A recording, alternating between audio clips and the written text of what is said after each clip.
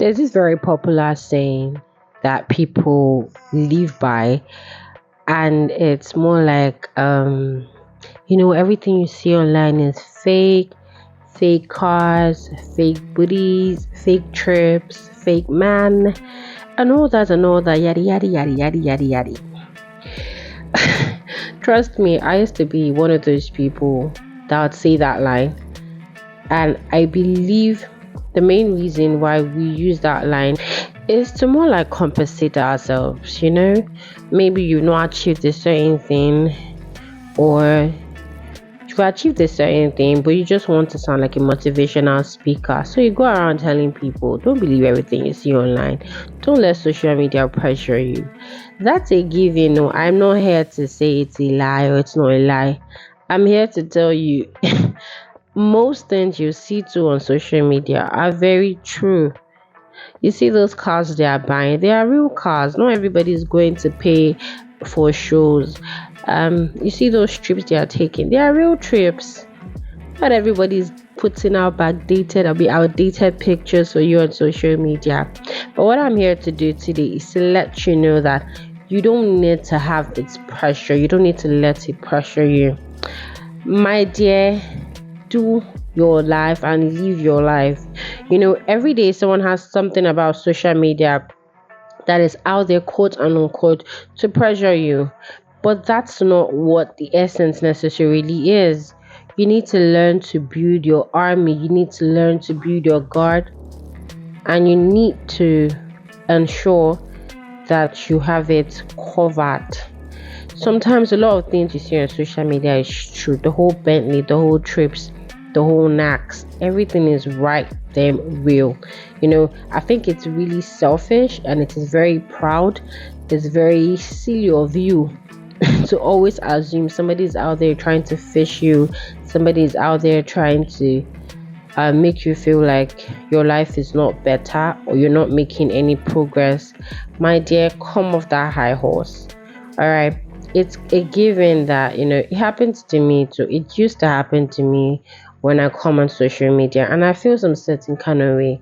There was a time I told my partner that I want to go on social media, because I have goals for myself. I had goals, I have plans set out for myself, and I felt like I wasn't attaining, or I hadn't gotten as far as I wanted to go in achieving my goals.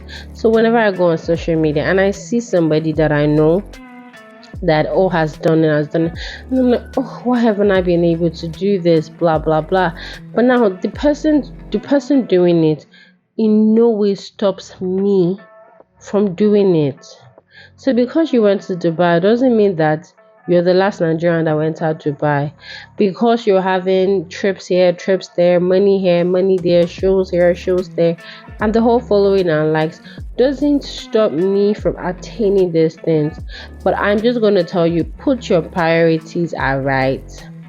All right, there's a very, very amazing story that someone shared one time, and I'm going to share with you guys. I don't know if I've shared this before on the podcast, but I'm going to share it in this episode.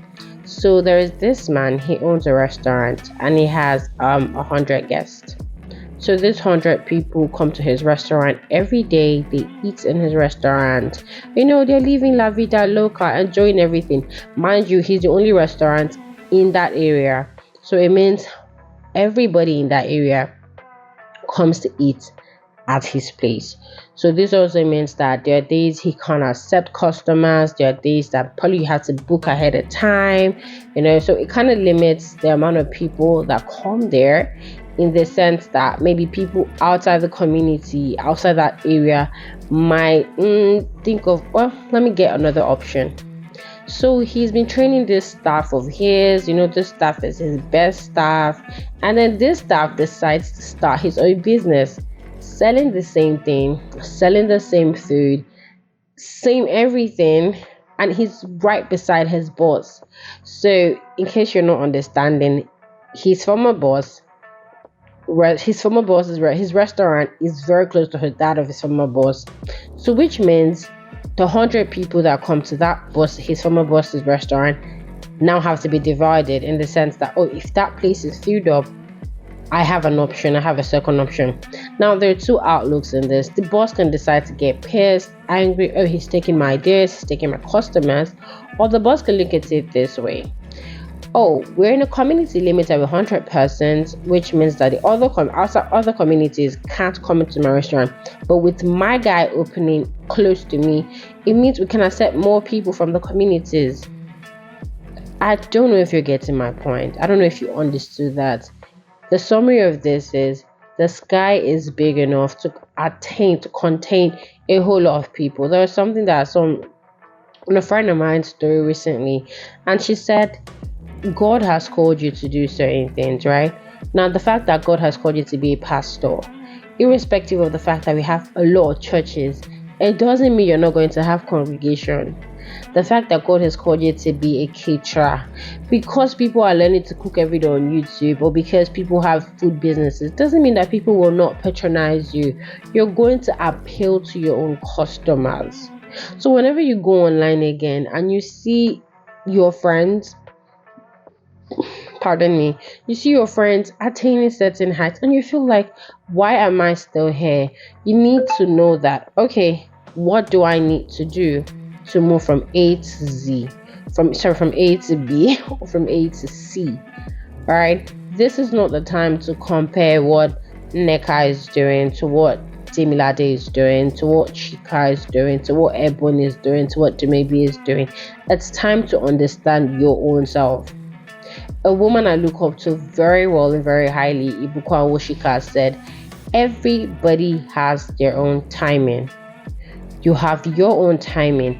I am so sorry. It might seem very unselfish. It might seem very selfish, but it's how life is. Everybody is not going to make it at the same time. There are a whole lot of people. It's just a very good example how we have child actors, and some people don't start acting until like their third. I think it was Taraji P. Henson that said she didn't start acting until like I think 30 or 40-ish.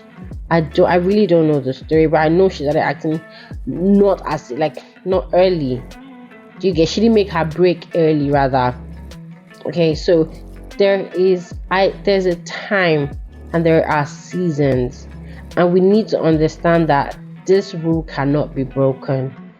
If you're not going to have it at 12, you're not going to have it at 12. Don't beat yourself up. People are out there sleeping with ABC for this, doing ABC for that, stealing for this, stealing for that. It is not your time. Why do you need to live up to social media standards? Why do you need to live up to social media pressure, quote and unquote? Because in my opinion, I don't think there's a pressure. I think we as human beings have given ourselves so much deadline that we feel like if we don't attain this by this time, then we have failed. And that's not true. People give birth at 12, people give birth. Some people give birth immediately they get married. Some people have to wait 5 years, 6 years, 7 years, 8 years, 10 years, 12 years, 15 whole years. So it's not about when, it's not about now. It's about, are you doing the work that needs to be done? And if you're doing the work that needs to be done and you believe in the authenticity, I think that's a wrong word. You believe in how authentic your work is, give it time, it's going to play out. It's really, really going to play out. There's so many barriers we're putting in our future, so many gates we're keeping in our careers, and these things shouldn't be there. They shouldn't be available. We shouldn't even give them the opportunity to rise and to shine. So when next you go on social media, when next you open your Twitter, when next you open your X, you open your Instagram, you open your WhatsApp, you open your Snapchat, whatever social media platform you're on, and you think somebody's win is a detriment to you or it's going to hinder your win, remind yourself that this race you're running, you're going to run it to the end, and you're going to run it righteously. It's one thing to run the race, it's one thing to start, it's one thing to continue, it's another thing to finish well. And that's the beauty of everything. There are so many people that forced their hands and they didn't finish well. There's so many people that forced their time and they didn't finish well. And something happens and then they're like, oh God, why is this happening to me? Well, maybe because you went out of his will. How about that? Do you get? So I'm just here to let you know that whatever quote and unquote pressure the world is telling you about, talking to you about, it has nothing to do with your success. It has nothing to do with when you will make it. It has nothing to do with your timeline. If you want to become something, you put in the work that is required and you become it. It might take some time, it might take a while, but if the work has been put in, it's definitely going to blossom. Don't let your life, don't make your timeline, don't structure your timelines according to someone else's timelines. If I'm going to say, oh, by 30 I want to do this, you can also say by 30 I want to do what Shadi has done. I mean, I'm going to put in every damn ass thing I need to put in to make it happen, to really, really make it happen. All right, so your capacity, you know what you can do, your capacity, you know how you can run, you know how you can soar, you know what you can do and what you can't do. So, like that popular saying again, cut your coat according to your size. Do what you can do, live within your means, because Shadi is doing it on the internet doesn't mean you have to do it. You don't know how I'm getting the money to do it. You don't know what I have done to get the money to do it. You don't know the things I have put in place to do the things I am doing. So live your life according to your own standards, according to your own capacity.